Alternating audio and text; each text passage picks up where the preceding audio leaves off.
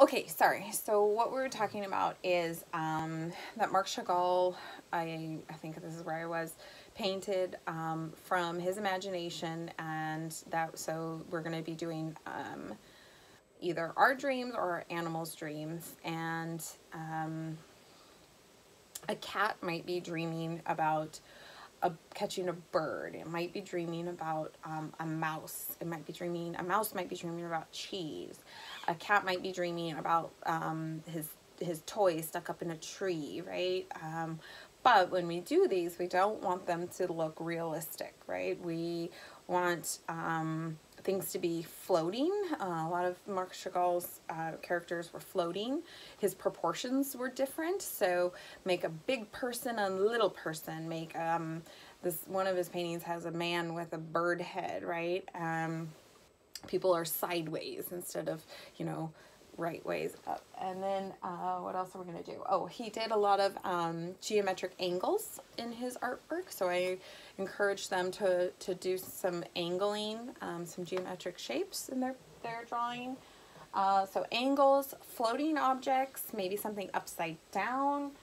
At least use one complementary combo, and objects not to scale.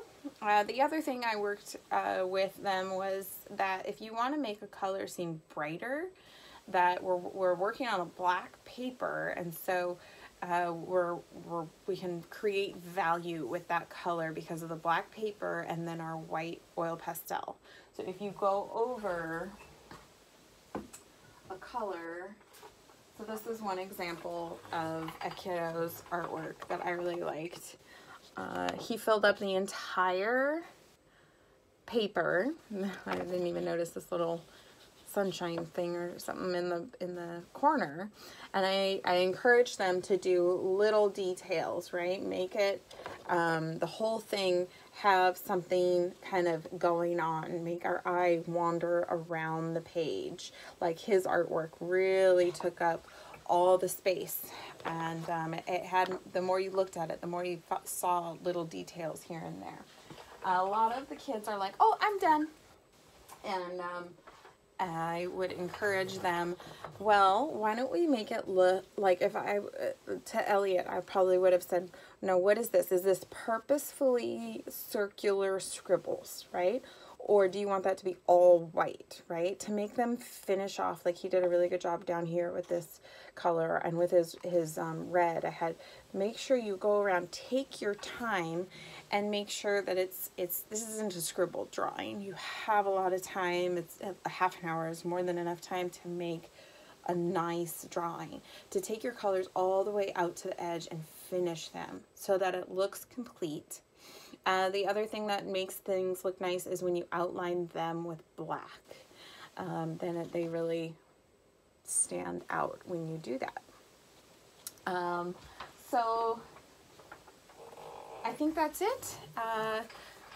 Complementary colors, doing a practice sheet. They can take it home. They can quiz their family and friends on what complementary colors are, what warm and cool colors are. There's a lot of things that adults don't really know what complementary colors are or why they matter. And so I think this is important that they're learning it at such a young age. And that's it. There are still some of at least one person hasn't done John Constable yet. So if you come down here and you see John Constable, all of those supplies are off to the side. Just ignore them. I'm leaving them here for the people who have not finished that one, because I do want to make sure kids get that.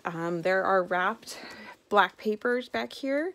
If this tray is empty of black paper, you can get more there. There are treats to bribe you all to keep doing art lit, so help yourself to the treat bowl. I wrote back here just a list of also to use all those things. Yeah, everything. You should have everything you need. All right. Thank you guys. Appreciate you.